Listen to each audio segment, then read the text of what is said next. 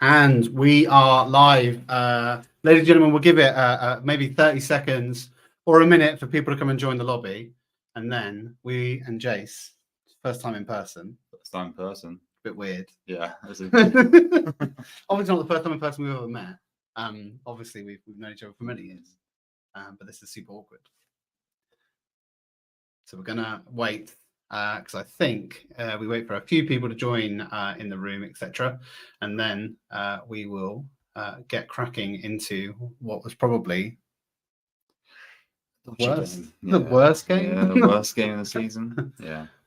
Right. I'll tell you what, I'm going to do it, and I'm going to just get cracking on. So welcome, ladies and gentlemen, to episode 22 of the Rip Roaring Reds podcast. My name is Grev, and joining alongside me is Jace. I would ask how Jace is this evening, but I kind of know. I was having a wonderful day. I did my first ever CrossFit competition. I came on the podium. And then coming to my house just ruined it. Well, it wasn't your fault. You know, you gave me some crisp. You let me eat my Nando's. I did, yeah. And then Arsenal ruined it. Yeah, Arsenal did ruin it. So we've got a lot to talk about. There's going to be loads in this game to unpick. So I'll tell you what we're going to do. We're going to go straight into that intro music, and then we will get cracking.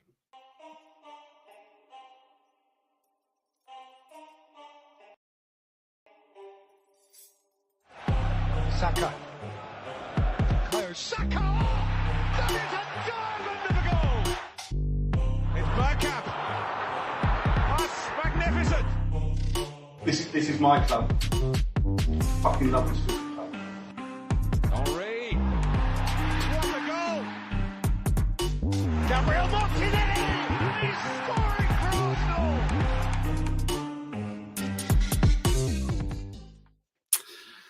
Right, we're going to start this episode as we start every single episode with our Rip Roaring review. I'm going to hand over to Jason first for his one. Tell me, where's your head at after that game? Let's just say it how it is. Worst performance of the season, I think. I was at Fulham when we drew 2-2.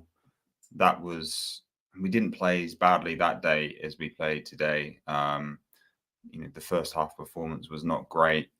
We were sloppy. We were making mistakes all over the pitch. We didn't look up for it. I just feel when I see that team playing in the rain, playing in the wet. I know that sounds really silly, but it was like it's not a cold Tuesday night in Stoke, but I didn't feel up for it. In the first minute, the press of Chelsea, it felt nervy. It didn't look like our usual game. Like, we tried to kind of get control of it in the first few minutes, and it didn't happen.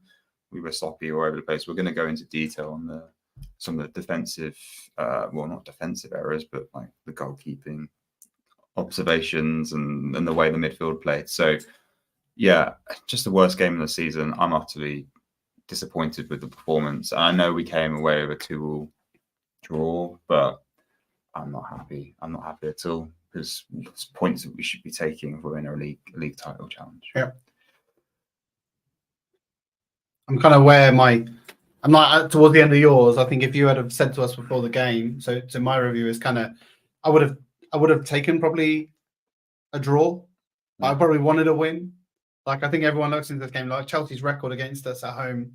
It's been pretty poor. I think it showed they've won 1 in the last 7 against us at home.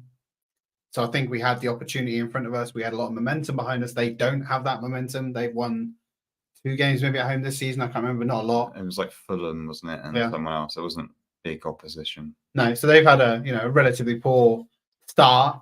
But now, looking back on that game now, my review is that's a point well earned and well not deserved. We're going to get into that. It's certainly not deserved, but certainly it keeps our record intact. We haven't lost in the Premier League this season yet. And at the end of the day, a point away to Chelsea is really not as bad as maybe it feels right now. It doesn't feel good. It's not that settled. It doesn't settle for me yet. Like, maybe in reflection, I'll wake up in the morning and think we played bad. We were lucky to get out of there at a point. But I'm not happy. I'm just not happy at this moment in time. In the last few minutes, even there were certain things, especially like the last 2 minutes of extra time as well. It was like, why are we not going forward with that last attack? Mm. And then the ref blew the whistle, bang on 97, and we clearly thought that he was going to go extra. Yeah. He didn't. It was just like there was just something about the way the players were.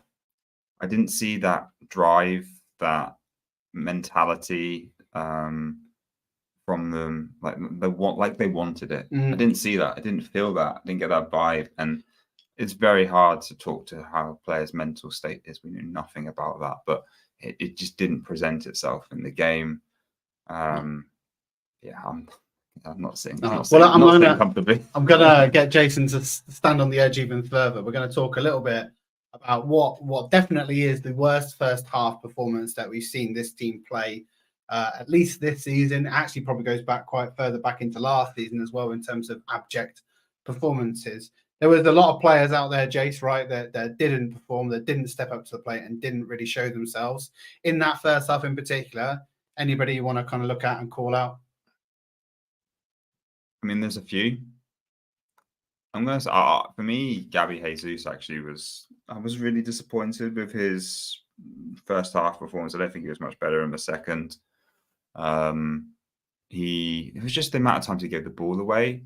It didn't look like his head was in the game. He had multiple opportunities in the first half to play what was looking like the right ball, and he was playing the wrong ball. Like we were talking about him while watching the game, saying like, is he not fit? And I was like, no, he's fit. He played for internationals midweek. He might be tired, but he was definitely fit. It was just like he was making the wrong decisions. So I don't know if there's like a mental fatigue to decision making that you can be tired from that perspective. But he was making a lot of mistakes. And we weren't seeing the same energy from him that we expect. And I mean, he had that one shot. We had 2 shots in the first half, I recall. Mm-hmm. One of them was his, but I mean, it got blocked by a defender. Like he managed to get in a good position, but he was so tight to the goal. There was a defender in front of him, which was then in front of the keeper. So it wasn't going anywhere near the goal, and that was it. That's all I really remember from what he did. And it just stood out for me because of we had that kind of conversation while the game was going on, where we were just like, what's he doing? Why is he making those decisions? And there was parts of the game where he was dropping incredibly deep. There was a point where he got tackled at left back.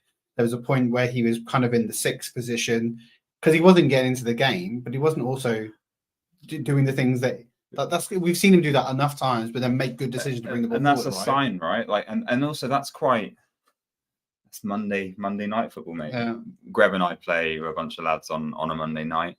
I often find myself towards the attacking half, but I always drop and come for the ball, and people go up there, and I'm like, well, I'm not a tall striker. I'm not going to be able to block. Like, so I drop. I want to collect the ball, and then I want to play 1-2s and make my way through. And that's what he's trying to do. He's trying to Alexis Sanchez. Yeah, I mean, our passing certainly was not crisp enough or sharp enough during the entirety of this game to really feel like we were able to get Jesus into the game like that. No, and the way Chelsea were playing, like they were that press in our kind of defensive midfield and attacking area. The fact that Jesus was coming back there, he wasn't going to. Like, I think there was at one point where they had like 3 people along the front line. We had 5, and you were going, we can't even get a pass through the hole. We can't even find. It's not taking like 5 of them to press us for us to break away. Like, it's only taken a few of them, and we're struggling to pin the ball through. I think they had our number, especially in the first half.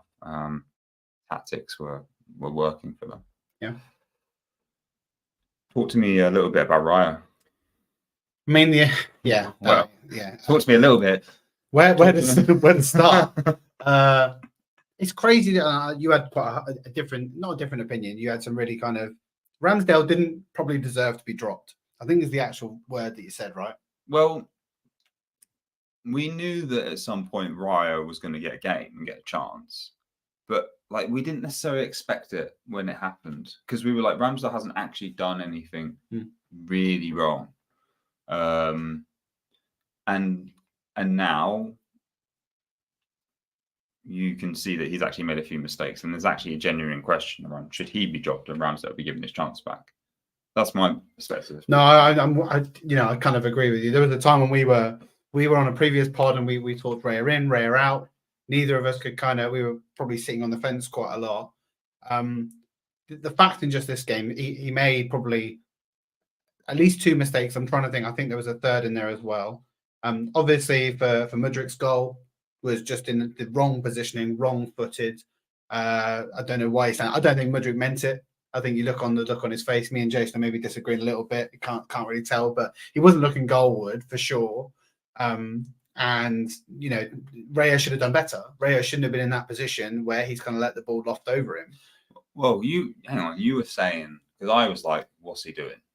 You said, "Well, he's asked to play high." I don't think he's meant to play high when they're attacking us. I think it's more generally during the game fluidity. Yeah, but he does. He kind of does sit around the edge of that 6-yard box a lot of the time because I'd imagine that he's anticipating a Mudrik cross for that ball, and thus he'd come to claim it, and was basically then out of position. That's my kind of view. But either way, he should be doing better, it gives him the opportunity. It gives me David Seaman, Ronaldinho vibes. Yeah, I mean, I don't need it, but I don't need those flashbacks. Yeah. And then his passing, his distribution was relatively poor this game. I'm sure that as I look at the stats later on, I'm going to be told otherwise. But his passing through the middle was, and the Chelsea fans were making him nervous. Every time he had the ball at his feet and was trying to pass through that middle pass to Rice or Jorginho, they were all behind him trying to make him make the mistake. And he was making mistakes there. That's the thing, right? We used to get that a little bit with Aaron, the jitters, but I am fully getting them with Raya now. Not just this game as well. I think it's been pretty consistent since he come in, but obviously some of his saves and his stats have basically begged to differ what we're visually seeing with our eyes. Whereas now I'm looking at that going, like every kick, every time. Well, I mean, it's that risk and reward football that we play, though, right? I think that is part of the task that Arteta has given him, and the ability for him to be able to try and play those balls. It's just there was a time like we used to say we would watch Arsenal and we'd be like, this, heart in our throat. We can't. It's really horrible watching us play out from the back. Now we're pretty confident I'll play out from the back, but that is coming back. He could have given away, there's 2 goals he could have given away. We could have been 3-0 down with that one. Who was it? I can't remember the Chelsea player that missed that. It was Jackson. Yeah, he did it multiple times, which tells me something in that game. Confidence just went. But I think that was reflective of a number of the players in the squad. I wouldn't just say that just Raya. Yeah, I'd agree.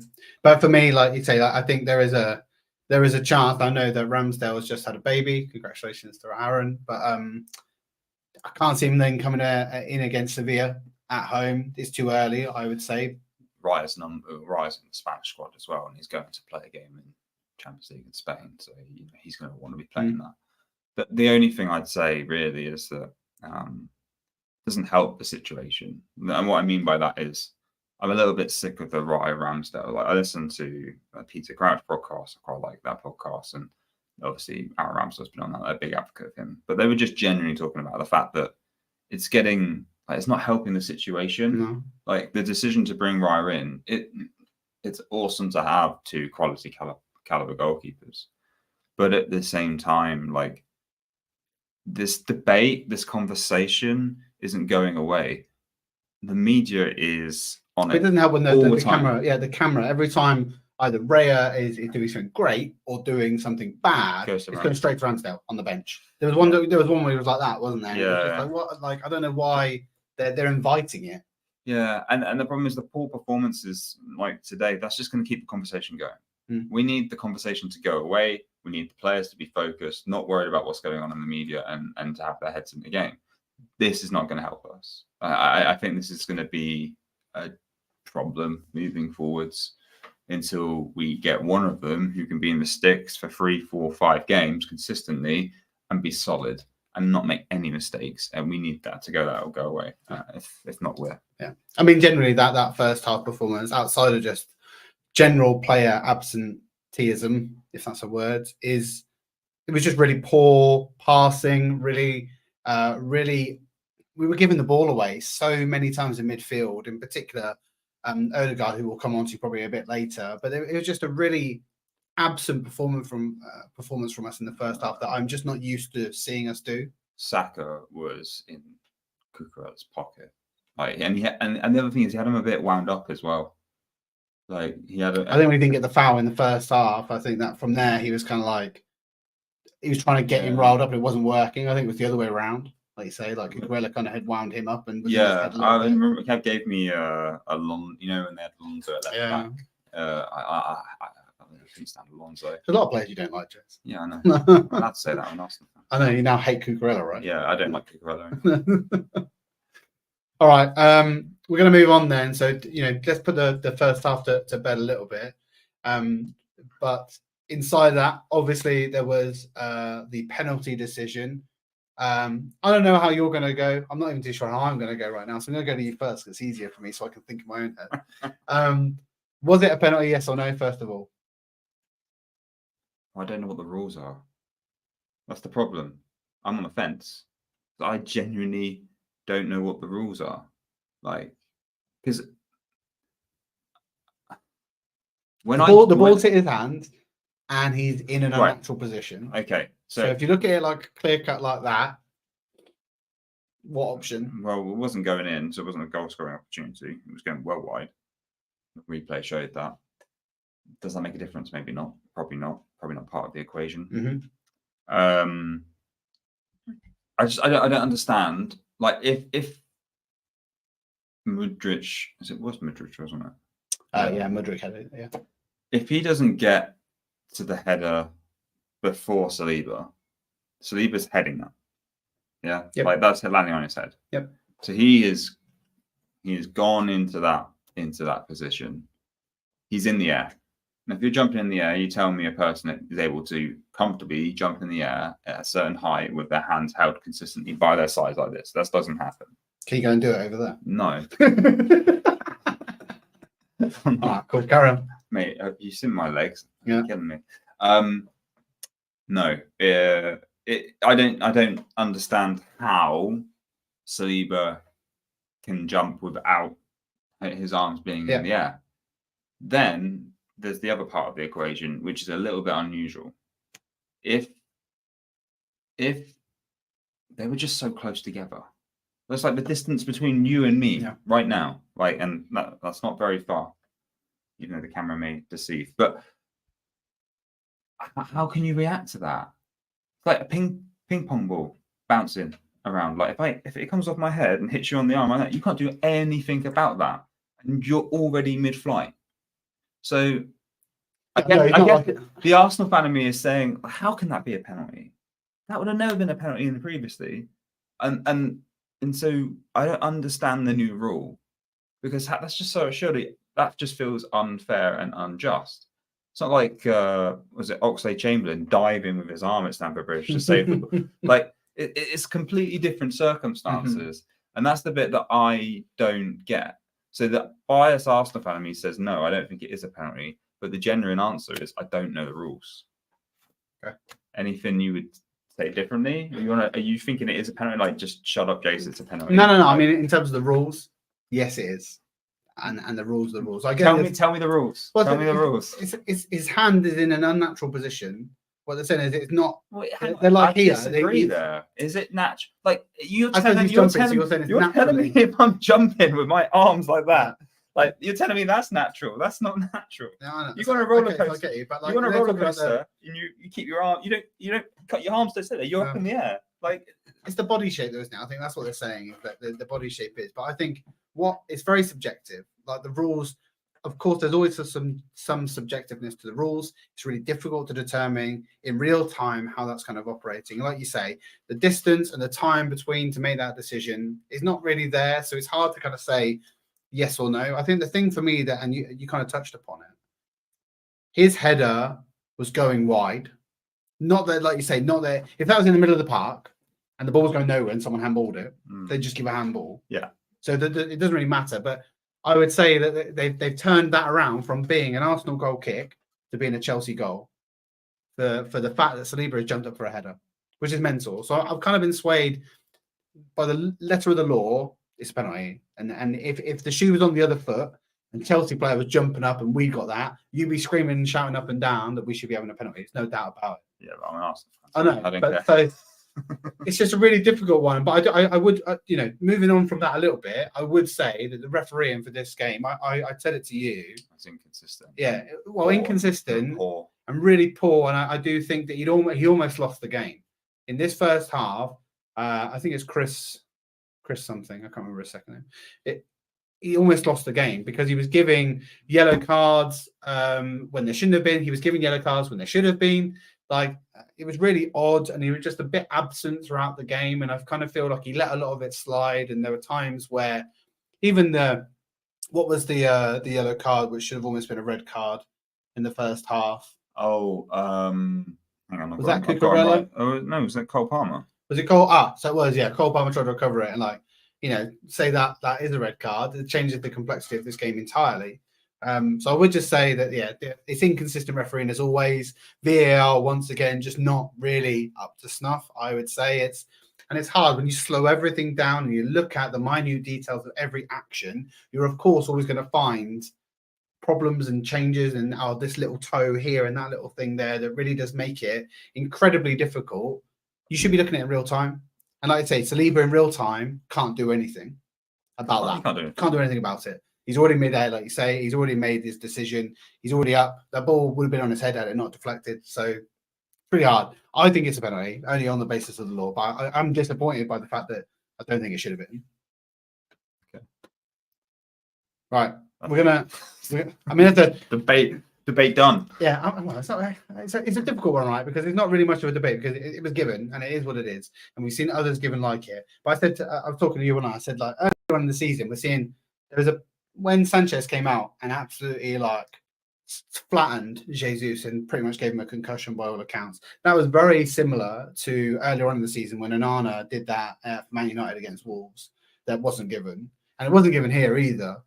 But he's literally smashed the player. He's literally taken him out. Whether or not it's a goal scoring opportunity or not, Mudrik's wasn't going in, still given as a handball. The level of inconsistency in this refereeing is, for me, really taking me out of the game. I think who was in the studio at halftime? Was it Jamie Redknapp? Jamie Redknapp and Jimmy Floyd. And Jamie Redknapp and Jimmy Floyd Hasselbank were having a massive debate about this because, Jimmy Floyd Hasselbank's biased, surely. He's a Chelsea. Yeah. Chelsea. But Jamie was being pretty headstrong in saying that it shouldn't have been a penalty. Yeah. Well, he was talking about that point around the close proximity. It's like a ping pong ball. You can't do anything about it. And he's already mid-flight in the air. So it's unknown. Right, we'll move on from the penalty. We're going to talk a little bit about our entirely absent midfield. A lot of players to kind of pick out. I think for us, this was probably a part of being the worst performance of our team was all to do with the fact that we were completely absent in the midfield. Is there anybody out of those players that kind of sit in those positions, Jace, that you're kind of feeling were the worst offenders or people that usually are really big in games that kind of went missing during this game? Well, Odegaard's been missing for a few games, I think. And he was definitely missing today. His creativity wasn't there. We were just missed. When he's absent from the game because it really does influence the way that we attack the game. And I felt in the first half, especially, it was we have no threat. We had no threat on that pitch. We had no goals, no shots on target, no shots at all in the first half. I don't think, actually. Oh, we had 2 shots in the first half. Not on target. Yeah. The only threat in the first half was Martinelli, but from you need your creative players to open those opportunities for your attacking threats, and Odegaard was missing. He was absent, and also he was really scruffy with the ball, and that's not like him. He gave it was 1 or 2, 3 passes. He gave loose. Really loose, and I guess Norway struggled. I think they lost to Spain. Was it 1-0? They are struggling to qualify the Euros. So him and Haaland, obviously, I don't know if there's something there with a bit of a carryover of blues from European qualifiers. But I don't actually think that makes a difference. I think he's been pretty absent for a few games consistently now, where I've just felt like there's a spark missing. And in times I've been more excited when I see someone like Fabio coming on, because I feel like he comes on and gives a spark. He gets on and physically takes the game to them, and like there was no one taking the game to them. And I expect that of Odegaard, and I expect that of Saka. We talked about Saka being stuck in Cucurella's pocket, and then the only other real person takes the game to him is Odegaard, and he hasn't been doing that. So yeah, I don't like to criticize Odegaard, because I think he is, as I previously stated, I think he is what's the word you use when someone's next in line to be king, heir to the throne of De Bruyne. I think in the next few years, because he's 24 and De Bruyne is in his 30s. I've said that quite consistently this year, but he's letting me down by his views at the moment. He's not been putting that. He started the season brilliantly. Yeah, if you had gone back probably like 6 or 7 games ago, you probably would have been saying a different thing altogether, right? Yeah, but he's off the ball right now. He's off the ball. If anything to add on Martin's performance, I mean, I'm struggling to pinpoint exactly what it is the problem. Like I say, maybe it's just a lack of creativity and spark that you say, but he was usually, you see him in pockets and being able to play those balls and cut through the lines, and he wasn't coming to retrieve the ball very often. In that midfield, kind of, like I said, there was nothing that once we had the ball between Saliba or Rice or Gabriel to thread passes through to the midfield, we weren't seeing that. And second of all, he does this thing where he obviously presses a lot, but he presses in isolation, and it's really frustrates me, because you see him sometimes flapping his hands trying to get other players to join him, but it's too late by that point in time. If you've already committed to that press, because Chelsea's press in this game was particularly good. Like I said, we had 5 at the back at some point, but they would press us and we would panic. We had 3 more players in them, yet we still couldn't thread a pass through. Whereas Odegaard was doing it on his own, not calling Saka or Martinelli or Rice behind him to kind of help. So I feel like both a lack of communication on his part and a lack of kind of drive to kind of bring himself into the game in the same way that Jesus tried to, albeit failing and not doing a great job. Yeah. Anyone else in the midfield you want to talk about?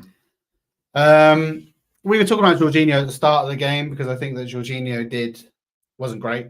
And I'm not too sure why he was selected either. Partey didn't even make it off the subs bench though, and he played in Ghana's. Yeah, and they got trounced, didn't they? Mexico, wasn't it? I played, lost 2-0. Yeah. So maybe you're right there. Like maybe Partey wasn't. The fact that Partey didn't come off the bench and probably would have been a player that we would usually play. Well, he played an amazing pass for Man City game. Yeah. Didn't he? Yeah. So maybe it's a fitness, maybe it's a jet lag, maybe it's something else. But he didn't play, and Jorginho did, and Jorginho was once again just not being able to pass those balls, being pretty lackluster in taking the ball forward. He would try and retrieve it from the defense, and then wasn't really doing very much in going forward. It was super sideways, super backwards, really kind of just not very dynamic. And it was weird, because obviously he was playing what is commonly Rice's role, and Rice was playing what Havertz is usually playing as the left. Rice was so far detached from him as well. Yeah, like it wasn't like they could play a pass through the midfield. He was very far. Usually they're pretty close together as well. If you play Rice and Havertz, they would be much more combined. So there was that, and I think the other. So Zinchenko for me, and he was hooked to halftime. This is not the first time this has happened, or maybe around. We knew that was happening. Well, we were saying about it, like Tommy needs to come on, and Tommy did come on, and it really did. We looked more self-assured with Tommy. He's really playing that inverted role really well so far, from what I can tell. The Zinchenko, who did he get roasted by? Sterling. Well, it's the way that it's the difference between Tommy and Zinchenko. Zinchenko should now just be a midfielder. I think when Timber's back, Zinny will be a midfielder. That's what I think, because trying to stand up onto camera to show it, but the way in which Zinchenko is able to hold up Sterling, not good enough. Like he doesn't stand strong. He leans in. He leant in. When he leant in, Sterling put his arm around the back, just turned him. So he had that side of Zinchenko his Sterling's left side of Zinchenko, he had that covered because he put his arm around him and Zinchenko had leant in. So he was just able to spin him and peel off to his left and sprint down the right side of the wing. Whereas when the same situation happened with Tommy when he came on, Tommy didn't lean in, stood up tall, straight back to back, pushed on him, put his foot in, intercepted, which is a complete difference in like that defensive capability and nous that you need. And Zinchenko doesn't have it, unfortunately. Yeah. We value him for other things, and I think he's a great addition to the midfield. But yeah, it's the clock is ticking. I think that he gets gassed very, very quickly, and he just doesn't have both pace and like his defensive duties are just not that great. He is very, very absent at left back, and every time Sterling went at him, I was worried. I was really worried. Anytime a player runs him, you're nervous. That's the problem. Yeah, it doesn't fill me with vibes. But so, do you think is there worrying traits within this midfield that we're looking at now that we should be looking into? We've got Seville coming up. We got Newcastle, I think, coming up very, very soon. These are difficult games. Should we be worried about the absent kind of midfield that we're looking at right now? That's a good question. I mean, we weren't absent against City. We took them toe to toe. But then they I don't think City were at their best. They have Rodri. And City were not at their best, and neither were we. To be fair, I think that that goal maybe papers over some of the cracks. Then I don't think we're absent. I think we had a very bad game. I think that Jorginho shouldn't have been playing. I think that Rice should have been playing the pivot. I mean, when Havertz came on, I think there was a fear to play Havertz. And he came on, I think he played well, actually. Personally, I want to see Partey and Rice back for a period. That there is a core, and if that core is present, we play well. And that core is Saliba and Gabriel, Rice and Partey and Martin Odegaard. Those 5 players, we play well. And we supplement it with Saka as well and Martinelli. And sometimes it doesn't matter really whether it's Jesus or Eddie too much. Usually Jesus brings more energy. But yeah, there's a core. And I think if we have that core, we're fine. So is the fit in midfield absence? Hopefully not, as long as we can get the fitness of our players back and perform well. Because I mean, Rice was really good for England, I thought, against Italy. So, but he also played the deeper role against Italy as well, didn't he? Because Bellingham was. But do you not think that Rice was more? So when I can't remember, but Rice did end up sitting back in midfield. I think it was when Emil Smith-Rowe came on and Emil started to play the left-hand 8. And Rice was kind he didn't have a good game. I know he didn't, but certainly Rice for Arsenal, Rice seems much better suited into the 6 and the 8. Yep, I'd agree. I also think that last year we could argue that we played not too bad like that last year with Xhaka and Partey at times as well, even though Xhaka was also able to commit forward. I think that is better. I think we played better with a double pivot and a single pivot. There have been games where Rice has been able to do that job and do it really well as a single, I would say. We've not really seen that Partey-Rice partnership much yet. Yeah, but really. It was good when we did see it. Yeah. It'd be interesting, like I say, for me, just because I don't know why Jorginho was starting this game, so I do think that Partey should have. I have to imagine there has to be maybe some fitness issue. Vieira as well. He's not on the bench. I don't know. I can't remember actually. Hang on, I've got the squad right here. But I don't think like Fabio not changing that game.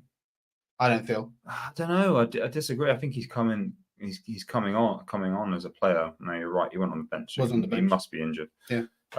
He's coming on as a player, and I just feel like there's been a couple of games this year where he gets the ball and he takes it to them, and if we can't play Havertz there, I'd play Fabio for it. Let's give him a chance.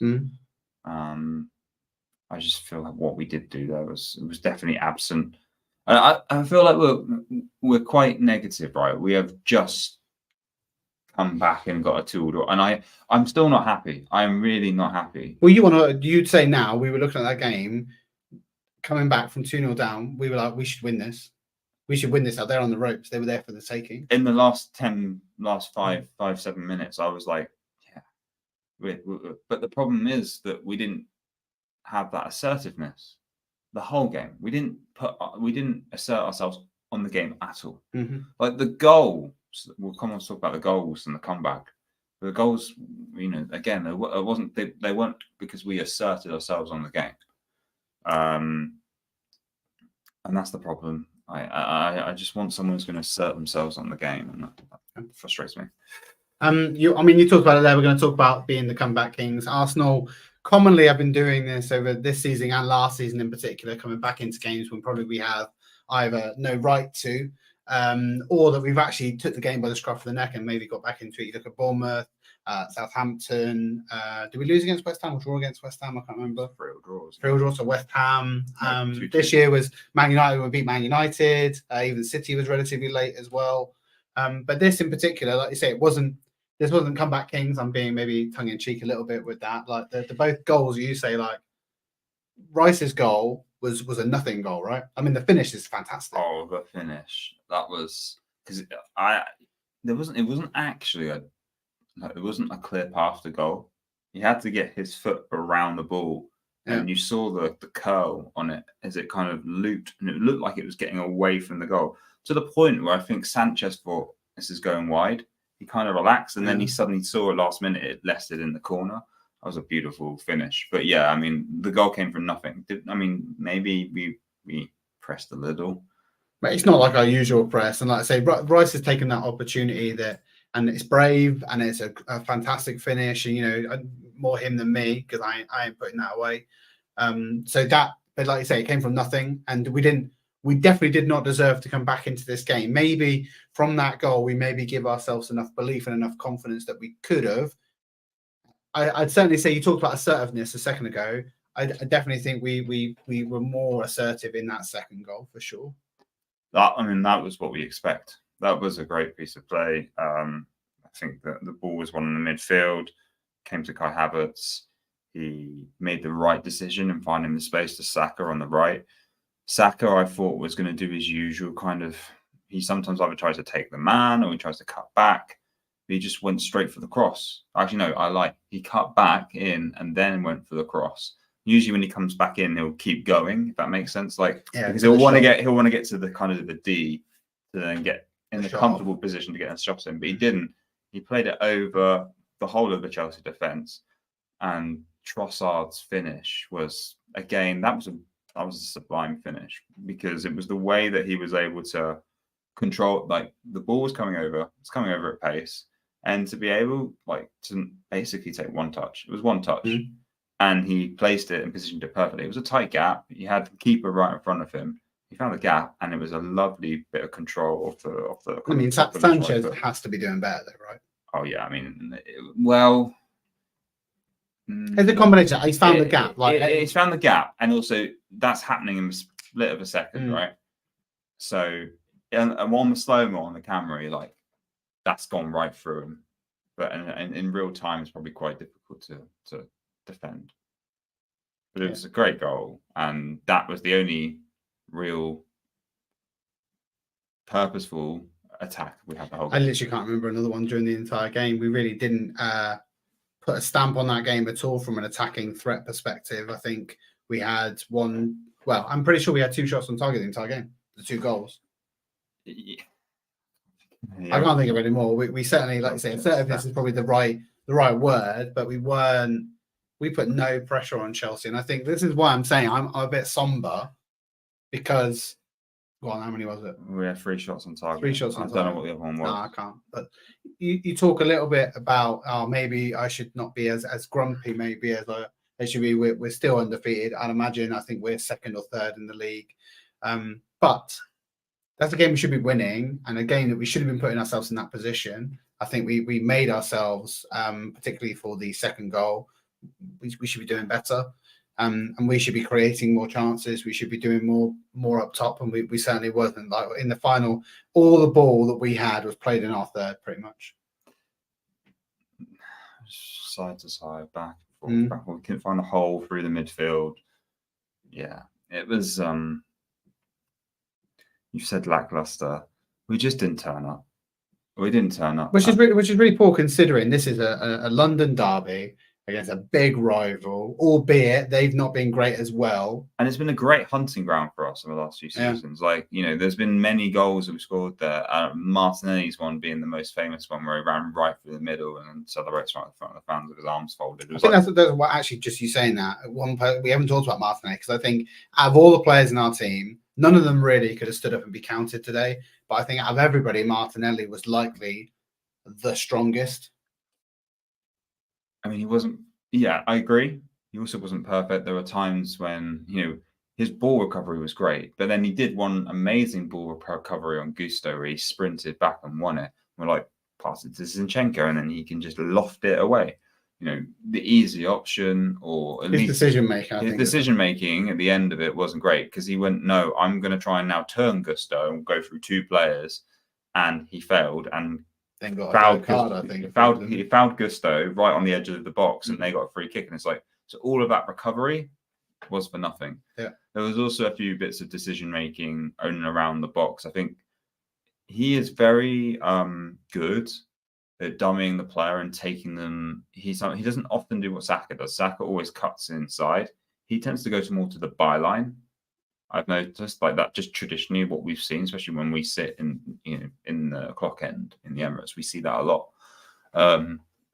Gusto had his number, so he was, yes, I agree, from the energy, from winning ball recovery, from trying to create something. He was definitely our best player, but there was still decision making challenges, decision making kind of opportunities that he just really let him down. Yeah. All right. We talked about the comeback king, so we're probably talked enough about the game. Let's go into anything else. Go on. Kai Havertz. I don't know. Go on. I'll let you take it. I wonder. He came on and he was. I thought he had a good game when he came on. Fine.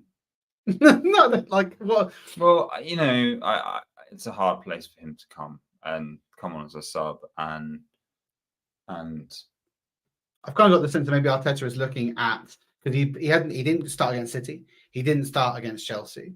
If it's either that he's not ready for big games, one, or maybe he's trying to say that he's an impact player, two, because he has for both games. Was it City that he laid it off to Martinelli for the goal, and he also laid this off to Saka that created the Trossard goal? Yeah, I think he was winning balls when he came on. He was winning a number of headers. He was causing problems.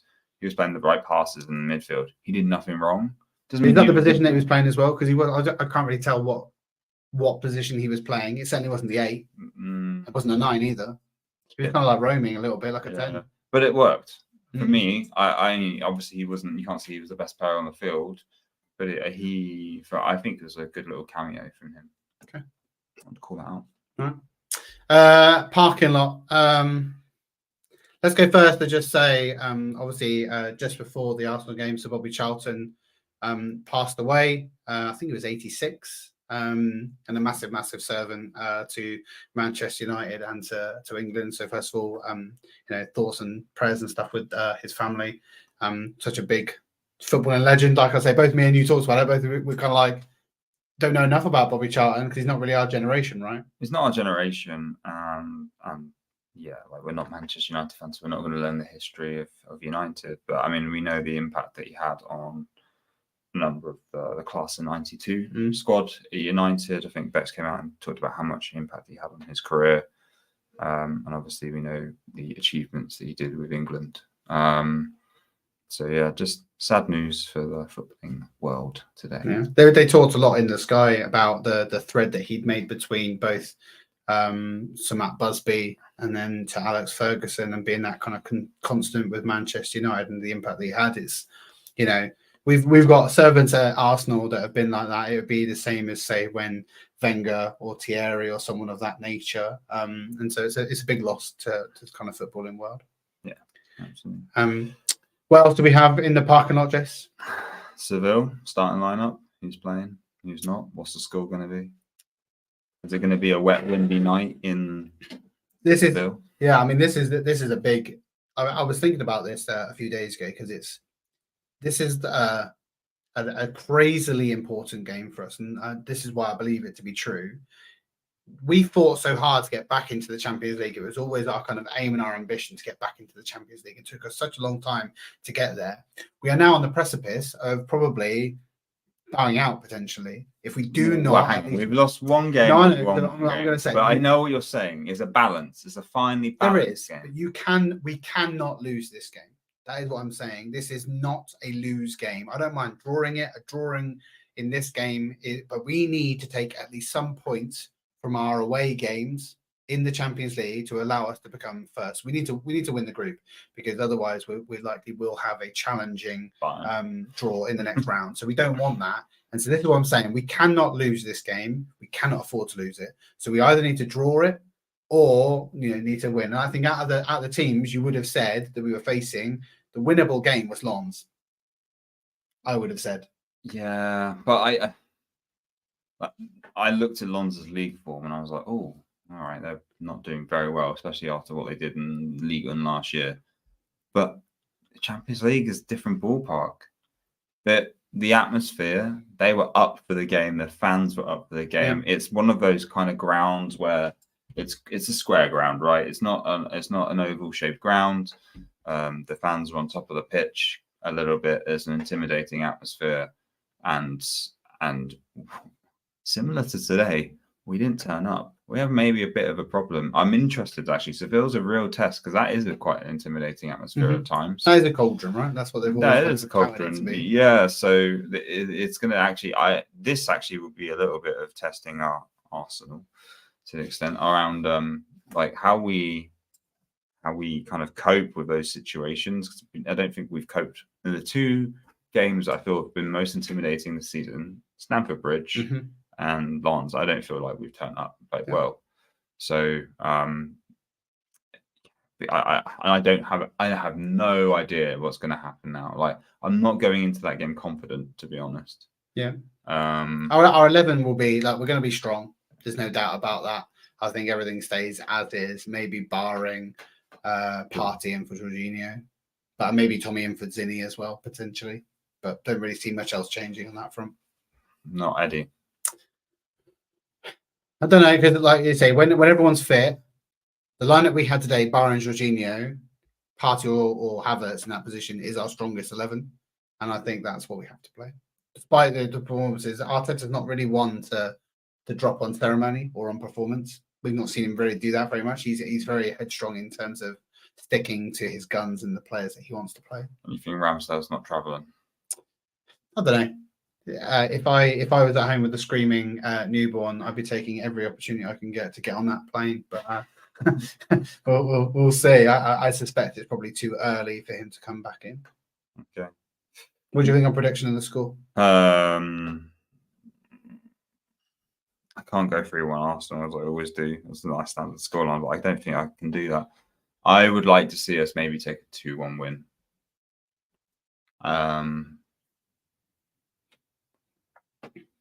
Yeah. Okay. 2-1. I'm going for a draw. 1-1. 1-0. You definitely think we'll let one in then? I mean, look at us so far this year. I mean, Raya kept 3 clean sheets before conceding today, I think it was. He's actually, I think he was joint top for clean sheets in the Premier League, and he only played half the game, which I thought was quite mental. And we're here talking about how poor he's been today. But Sevilla are not a bad outfit, and they have such great European pedigree as well, that they are truly up for maybe not this competition, but European competition generally speaking. And so I don't. I think you say it all the time. There's always one. There's always one. So but like I say, I have to look at this as an unlosable match, basically. Yeah. Oh, it's a finely balanced group at the moment, and it can go very badly if we lose. Yeah, I mean, the fact that we look back like... We could be back in the Europa. Exactly, but we look back like 6 weeks ago, let's say, and we say, that's a Europa group. It's a Europa-looking group. We always get out of these type of groups. I can't...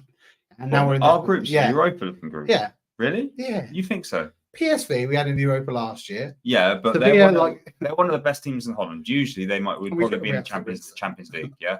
Sevilla. Consistently winning European competitions, getting Europa. getting in the Champions League, knocking down to the Europa League, Europa and League. winning that. Yeah, but they're always there. And Lons. Lons. No pedigree whatsoever. Yeah, all right, I'll give you that one. Just saying. So we need to be getting I through think it. it's Champions League group. Well, it is. It definitely is. It's just, that's my thoughts and feelings. Right. So that is the Chelsea game. Maybe a bit happier ending than maybe the start. Join us again. Hopefully in the week we'll be talking. Hopefully, Arsenal beat Sevilla. Fingers crossed. Thanks everyone. Have a good evening. Cheers, guys. Come on, you